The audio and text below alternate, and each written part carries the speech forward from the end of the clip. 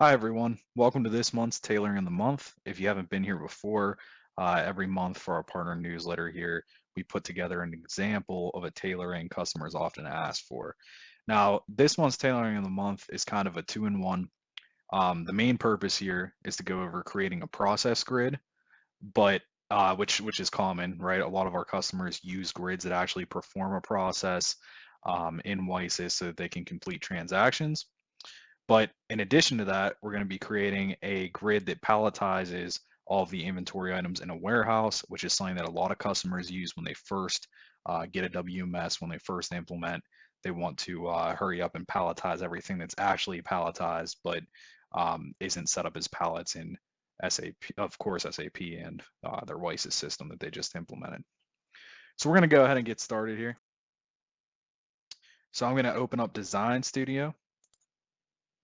I'm going to go to my Tailoring of the Month project. Of course, as I mention every time we're in Design Studio here, you want to create your own project. You don't want to make these grids and applications in a standard WiSys project, or it'll be updated whenever you update your WiSys system.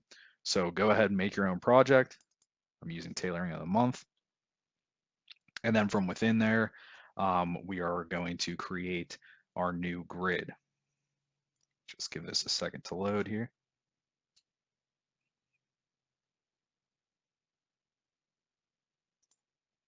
All right, so I'm going to start here in maintenance, and I'm going to go to new component, and I'm going to use a process grid. So if you've attended any of our sessions before on the desktop product, a grid is basically just for querying information. It's just a nice, easy way for us to report data, where if we use a process grid, that allows us to actually process lines and complete transactions using the grid. So I'm going to select process grid, and I'm going to call this TOM palletize grid. Hit OK.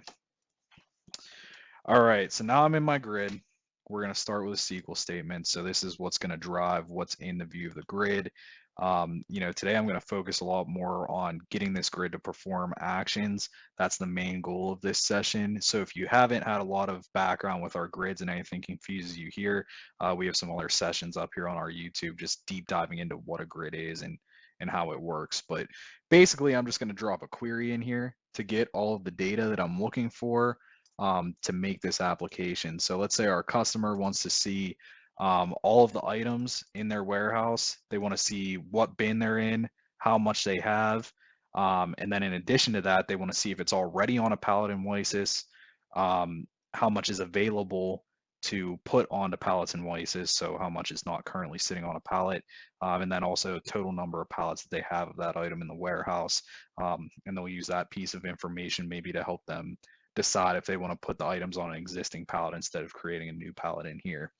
This grid I'm making is solely going to be for making new pallets one at a time. It's just going to be, real basic to get you understanding of using a process grid. But of course, you can make this much more advanced and go much deeper. We just don't have time for that on this session. So I dropped in a query here. Basically, if I go down through the query, I'm looking at item information, item code, name, group code, the unit of measure for sales. I'm also going to look at the bin, the warehouse, the on-hand quantity in that bin of that item. And then I'm performing a calculation. So I'm taking, I have a little subquery here where I'm looking at our package line table. And basically what I'm doing is I'm saying, okay, for this item in this bin, I want to look at how much is currently on WiSys packages in total. And then I'm going to subtract that from the total on-hand quantity to get us a loose quantity. So that's the quantity of this item in this bin that isn't currently on WiSys pallets. Then I'm also pulling another function here with that subquery where I'm just going to take a look at the total number of packages that are currently there for that item in the WiSys system. And then lastly, I'm grabbing bin abs. That's important in our transactions later. Also, to keep this simple for myself, I'm only looking at inventory items and non-serial or batch tracked items, just keeping this real simple today. All right, so first we'll apply that, hit OK, and we'll go ahead and look at our palletized grid. All right, and what you see here is you can see our calculations. So, for example, with A001 here, you can see it's listed multiple times for different bins. But when I take a look at this O5A1S1L1 bin, we have 913 total in stock in that OIBQ table. Only 864 are not on pallets because we have 8 pallets in the system holding that item in this bin. All right. So now before I get to the actual transactions and why we're, learning about a process grid, I'm going to do a couple quality of life things to this first. So I'm going to go back in here and I'm going to add a filter. Reason I'm adding a filter, if I were actually giving this to a customer or, talking to a customer about making this, I would say it's important to make sure whoever's using this on the desktop is always in the right warehouse. So I'm just going to scroll through and find warehouse code. We can just take it from OBin here and put a filter on for warehouse code. The type of my filter, I'm just going to go with a drop-down list of all of my warehouses. And I could hard code that list, but I'm just going to use a little SQL query to fill it in. So I'm going to switch to SQL fill, go to define here, and oh, it's still loading. A SQL query for this works pretty simple. You can drop in 2 fields in your select statement. So that's what I'm going to do. The first field is what's going to pull back. So that's what I'm going to actually put into my filter. So it's basically a where statement on the fly, right? Where I'm opening up this grid and the user's able to say, okay, I only want to look at, items and bins in this warehouse. That's what's going to pass into the filter. And then I'm also going to have warehouse name in the actual drop-down list, for readability's sake, so you can see which warehouse you're picking specifically. Now that's a lot better for filters like items where it's item code, item name, where item name makes a little more sense here. Your warehouse code is usually probably symbolic to what your warehouse name is. Gonna save that, apply, okay. Let's preview this again. Now we see our filter here. These are all my warehouses in SAP. I'm gonna go to warehouse at 5. That's where I have most of my items. You also probably notice I have some negatives and stuff like that. That is real in my data. I just have, test data here from doing tailorings and things. It's, all screwed up. So I need to purge that at some point. But disregard those things. I've tested this query a good bit. This query should be working fine. This isn't a query writing class. There might be holes in it, but I think it's pretty good for what we're doing today. All right. So now we use that filter. We only have items for that warehouse 05. Of course, I could have filtered inside of here too, but I like to have that filter on at the beginning to force the user to, ensure that they're doing this in the right warehouse. Now I want to add one more quality of life piece to this before we get into the transactions. I want to go ahead and add an alert here because I want to make sure to call attention to those issues like I have where, there's actually a negative quantity or a quantity of 0 for that matter, because we don't want them to go ahead and try and make a pallet with a quantity of 0 because that won't work. So I'm going to go in here and I'm going to go to my loose quantity and we'll go when it is less than or equal to, and we're just going to go with 0.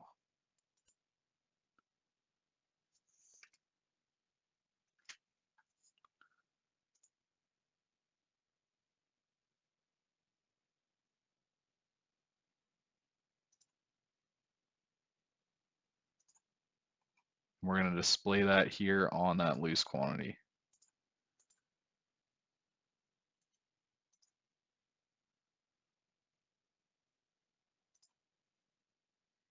All right, so now you see all of our zeros and our negatives are showing up as red. Again, these are just some small quality of life things I'm doing here. I could put a lot more polish on this grid if I were giving it to a customer or making it for a customer, but in this case, I just wanted to do a couple easy things, visual cues for myself, right? That way I know when I'm in here testing this, all right, I don't want to use something that has 0 or negative. Of course, those are data related issues, or that means that I've already palletized every item and successful if it's at 0. So we can put that in the red. That way I won't touch it. Now we are ready to go in here and add some actual functionality to this grid. So now the key thing with a process grid is you can check those boxes on the side, and we'll take another look at that in a minute, but if you notice them, you can check them and then you can process a transaction for the lines that are checked. So here what I'm going to do is I'm going to stay on my link bar actually and put a button at the bottom. You can put that button anywhere you want. I think it looks best at the bottom here. And I'm going to just name that button pallet. And that's going to tell us we're creating a pallet. I'm going to switch it from agility component to transaction / report. So remember, in this case, we're using an actual transaction, just like you would do if you were tailoring a form on the handheld. We're just putting that into a grid here. All right, so now I'm going to scroll down, and here's where I'll set my transaction. But first, let's go ahead and set a couple messages. So before we start, let's just go ahead and set a yes or no message that says, do you want to add items to a pallet? And that'll just give them a yes or no. So one more try before they go ahead and start processing transactions. We check in, make sure they're doing the right thing. And then a post-transaction message will just say pallet created. And again, I'm doing this very simple here. This is going to just be a one at a time. We're going to go in there, check a line, tell it how many of those items we're putting on a pallet, and it will create one pallet at that time. You could get, much more advanced with that, make a bunch of pallets at a time. But right now I'm just making one. All right, go to our transaction definition. And we're going to want to do these on the detail here in this case. Most of the time, you're going to want to do them on the detail. So I'm going to go to add transaction, and I'm going to look for the WiSys transaction, same as I would if I were adding a transaction on the handheld. I'm just going to do that now on the desktop. So I'm going to go for PKG, and we want package for package add floating. The reason we want add floating is we're creating a package that is not attached to a shipment. That's what floating means. All right, so now we're going to make our package that's not tied to a shipment. First, we have package type. Now, I could pass this in if I wanted the ability to make cartons and pallets. In this case, I'm assuming that I'm going off of the assumption that the customer wants this to be a pallet, not a carton. So I'm just going to default it in. Default my value as pallet there. Every time this makes something, it's going to make a pallet. Of course, you can look at things in your view. You can prompt the user to enter if they want a pallet or carton. That's probably the most common use case if you're giving them the option to do both. You could have a variable that's set at some point that tells it what it's going to be. But in this case, I'm just hard coding that because it's always going to be pallets in this grid. Now for my bin, I'm going to go to my view. And again, I stuck the bin abs in there just so it's easily accessible for me. In the view, it's not really necessary, but I put it there so I could grab it specifically for this. And then I could just hide that from the view. So technically it's in there, it's in my SQL statement in my select. I could hide it so the user can't see it if it were a visual issue. So I'm just taking that from my view. Now my return package number created, just going to set that as a number, and I'm going to get an error message here as well. I'm going to set my return value for error message to error message, and if it errors out, that's what we will see. Then I need to set a couple of object properties here too. I'm going to set all of these just to be numbers. That's your sequence number, the package ID, the location, and the bin abs. This is all return data after the fact. All right. So there's our first action. Now we're going to go ahead and add a second action here. And in this case, we're going to add items to our new float package. So we want package for item add to float package here. So again, we made a float package, which means a package that's not tied to a shipment. Now we're going to just add items to that float package. So our first parameter that we need to pass into here is package number. Now, in this case, that's of course not in the view. We can't default that. Where does it come from? Well, it comes from a variable. So we can look at those return fields that we set here. And we're going to want to grab this package number created and pass it into our package number. So I switched it to a variable here. And now I can look at those parameters for that package add floating, right? I can grab my return package number created and pass it in there. One important thing to note here, make sure you grab the package number created, not the package ID. The package ID will fail. It's not the same as the package number. So grabbing the return package number created. And then most of this data, just like before, is going to be from our view. So we'll grab our bin abs, we'll grab our item code, warehouse code, all coming from the view. Quantity, in this case, we are going to ask the user to pick the quantity. So I'm going to switch to user enter here. I'm going to leave it as numeric edit. Of course, it's quantity, so they're going to be entering in a number. And basically, all I need to do here is set a caption. So I'm going to let that caption be, we'll say quantity to add. And that's just going to prompt them, hey, how much do you want to add to this pallet? So they don't have to do the full amount every time. I could have set this to a view and did that whole loose quantity and just palletize it all onto one pallet, but that's not how we want to do it for this customer. They're going to pick every time how much they're doing. Sequence number, in this case, it's always going to be 0, so I'm just going to default it to that. And then my return value, put my error message in there. Save that, apply those changes, hit OK. And now when we preview, we will see our button there down in the corner. It's not enabled until I filter by warehouse and check a line. So now I'm going to find a line that I want to go ahead and palletize. So I'm going to go ahead and let's grab this one here. So this C00001 motherboard is the item. We're sitting in bin 05A4S4L1, and we have 9. There's currently no packages of it. So a couple things are going to happen when I do this. We should get that message back that the pallet was created. In addition to that, we should see that loose quantity. I'll do the full 9. So we should see that loose quantity drop to 0, turn red, and then our packages should increase to 1. And then I'll go in Agility Explorer and we'll look in the package view and see that our new package is there in the system. So let's go ahead and do that. So we have our C0001. We're going to hit pallet. And also, this is a lot visually for me right now in testing to have those zeros on there, but we could filter this so if loose quantity is 0, they're not on there because you wouldn't want to have those there anyway and accidentally create a package with them. That's something to keep in mind, but for this case, I left it on here. All right, do you want to add items to pallet? Yes, I do. I have my trace turned on in the background here. All right, we're gonna go to quantity to add, 9. That should drop us to 0 and make a new package. Our pallet's created.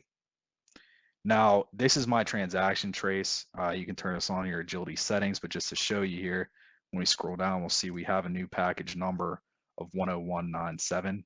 So hold on to that here. We're going to look into that package, 10197. But first, if we go to our motherboard item, you see it drop to 0. Packages are now at 1, just like we expected.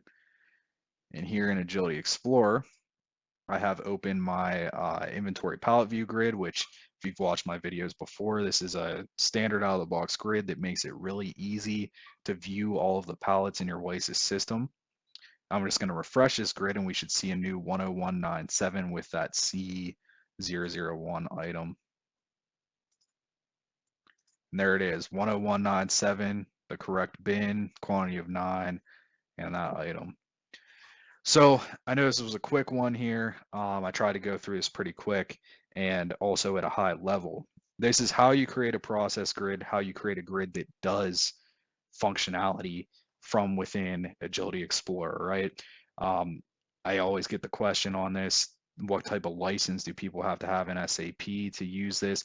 If they're using this just in Agility Explorer, they could even be limited logistics, or an indirect user and use our WiSys product here on the desktop, and do these transactions just in WiSys. They don't need to be going in and accessing SAP to do this. They can go ahead and create that pallet, and that goes for any transaction we do on the handheld. So things like goods receipt PO or um, pick and pack and things like that. We can take that functionality and put it in the desktop. Any transactions that are available on the handheld, you can access on here. But thanks for watching today. I hope you learned something with that. Of course, there's a lot more that I could do to my grid here to make it more advanced. Like I said, we could drop any lines that are 0 off of the grid. We could set it up to, allow me to check and do a bunch of different packages at once, or, even an item like this that has 565. We could set it up so that we check that and it says, how many total items. I put 565. How many pallets. I put 10 different pallets, and it would do, 10 pallets of 56. And then if I set it to allow for a partial, then it would do one more pallet with the remaining 5. There's all kinds of options here. This is something customers use all the time when they implement a WMS. So I hope you got something out of this. Play with it and see what you think. Thanks for watching.